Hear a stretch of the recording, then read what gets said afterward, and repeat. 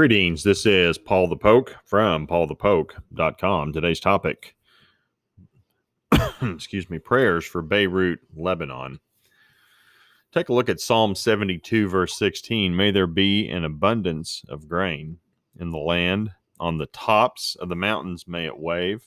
May its fruit be like Lebanon.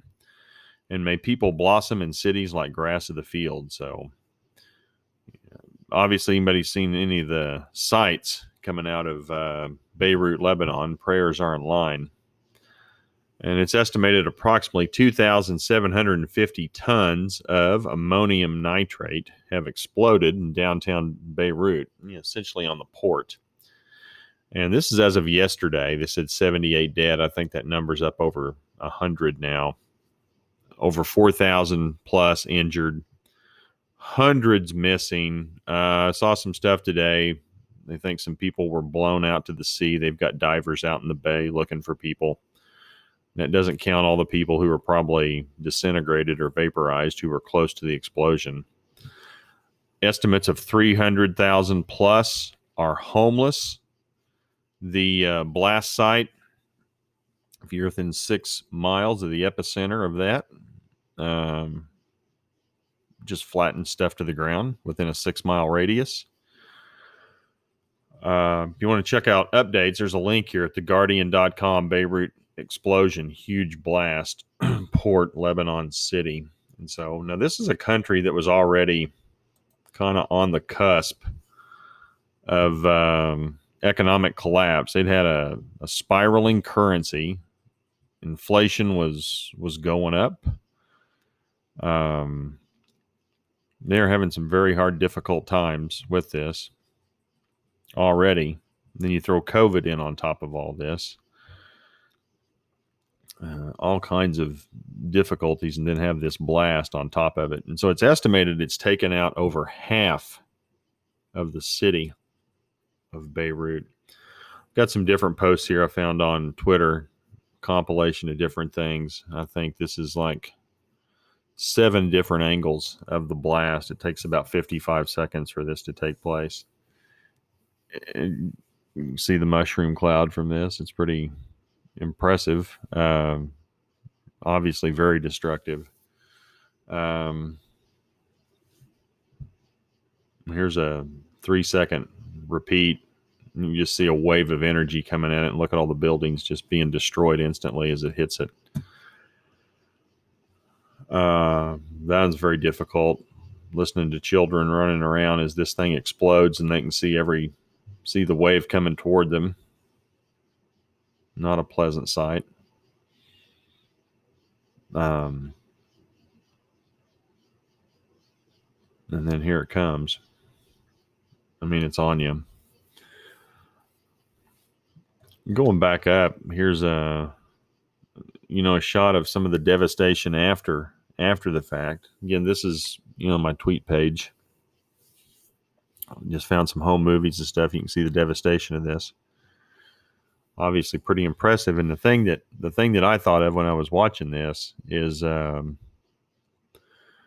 not too far from Beirut to the east is a town called Damascus. And I think there's some implications there. We take a look at Isaiah 17, verse 1, the burden of Damascus, the oracle concerning Damascus. Behold, Damascus is about to be removed from being a city and will become a fallen ruin. Now, that's an incredible statement. And, it essentially says Damascus is going to be wiped out. And the Hebrew grammar states it's going to be taken away or removed. So it'll be like a ruined ruin or a ruined heap. Now, Damascus has been essentially under civil war since the spring of 2011, and we've been watching that happen, going on for 9+ years now. And Damascus has a claim that it is the oldest continually inhabited city on the planet. And the city's had residents and inhabitants for over 5,000 years. And the name Damascus means silent is the sackcloth weaver. And so there are about 5 million people in Damascus, according to Wikipedia population. in Isaiah 17, it's not a one-off. There are a couple of other places that talk about judgments being proclaimed against Damascus. Jeremiah 49, verses 23 through 27. Amos 1, verses 3 through 5.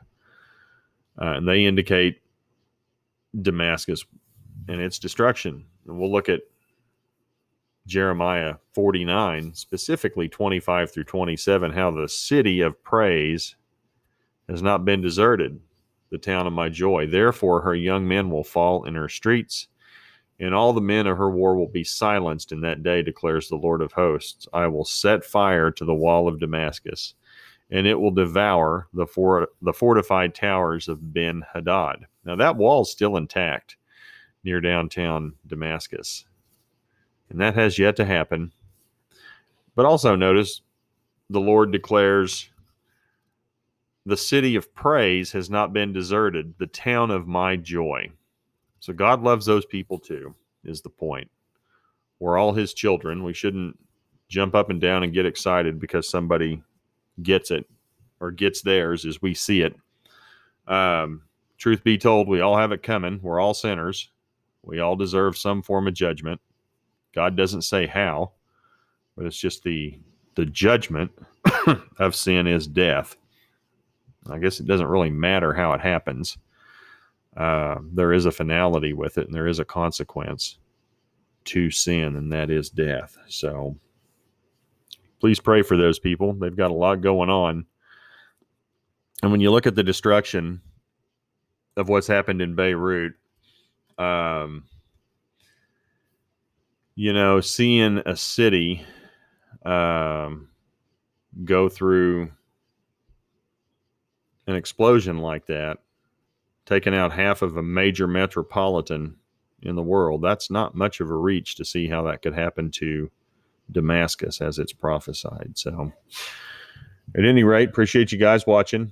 Feel free to share with others, and keep an eye on the Middle East. Thanks a lot. Take care. Bye.